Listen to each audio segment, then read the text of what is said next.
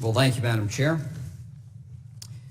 My colleagues on the other side of the aisle made up their minds about Wells Fargo long ago. In fact, before we received a single document, the now chair of the committee in 2016 said that she had, quote, come to the conclusion that Wells Fargo should be broken up. It's too big to manage, end quote. Again, that was before the committee received a single document or reviewed even a shred of evidence into the investigation of Wells Fargo's sales practices.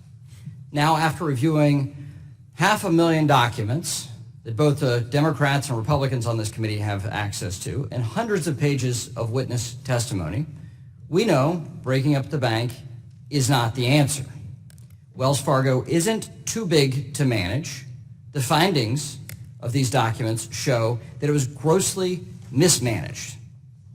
The evidence shows the source of the company's problem was its federated structure and the leadership team that couldn't fix it.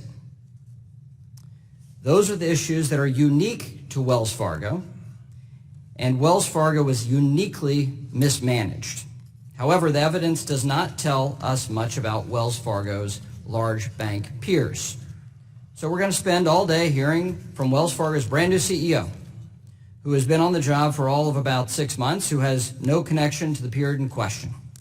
And tomorrow we're going to drag up 2 former board members for the sole purpose of embarrassing them. And there are documents that are deeply embarrassing to those board members and to the then board of Wells Fargo.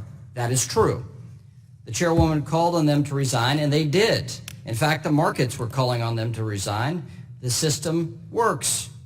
I'm not sure that what we hope to accomplish tomorrow with witnesses who are no longer in a position to fix the company moving forward. I would offer we don't have the luxury of 3 politically motivated, ideological hearings on Wells Fargo right now. There are serious things happening in the world while we're having this hearing. Investors' fear over the spread of coronavirus has had widespread consequences for the financial services industry, the economy, and the markets. Our constituents have real concerns, and they expect us to put aside politics and focus on the urgent matter at hand. But we're going to spend the day asking Mr. Scharf over and over again how he intends to fix the bank. Here are the facts. Mr. Scharf and his team released a plan, and it looks good on paper. We'll hold him accountable for executing that plan.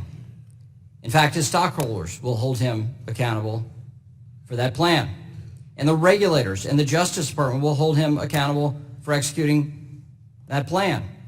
In fact, the regulators and the Justice Department have been extremely aggressive during the Trump administration on Wells Fargo. We'll continue to hear from them about whether or not Mr. Scharf's plans are working, and we expect them to stay engaged. I look forward to this hearing today, Mr. Scharf, but I think at least some of our members will want to know what you're doing to prepare for your massive footprint of employees, how you're going to protect their safety, how you're going to protect the safety and soundness of your institution given what's happening in the marketplace and the fears we have in reaction to this virus, and the impact that my consumers, my constituents, will have with changes to credit card, mortgages, and other things in light of this crisis. So with that, Madam Chair, I'd like to introduce 4 documents into the record. These are waivers to allow Mr. Scharf to discuss certain confidential supervisory information. These were issued by the CFPB, the OCC, and the Federal Reserve. 2 important notes about these waivers. First, they're not blanket waivers to discuss CSI. Mr. Scharf was asked not to discuss OCC's CAMELS rating, OCC risk assessments, and the Fed's supervisory ratings. Second, he's been asked not to name supervisory staff. I think it would be unfair to put him in a position to either answer our question or violate regulatory directives. And so with that, Mr. Scharf, I appreciate you and your company requesting these waivers so you can be more forthright with this committee. And with that, I would ask unanimous consent to submit the March 6th letter from the CFPB, the March 5th letter from the OCC, and 2 March 6th letters from the Federal Reserve detailing what I have outlined. Thank you very much. I'd like to know... Without objection, I'd like to submit. Without objection, the documents are accepted. Thank you.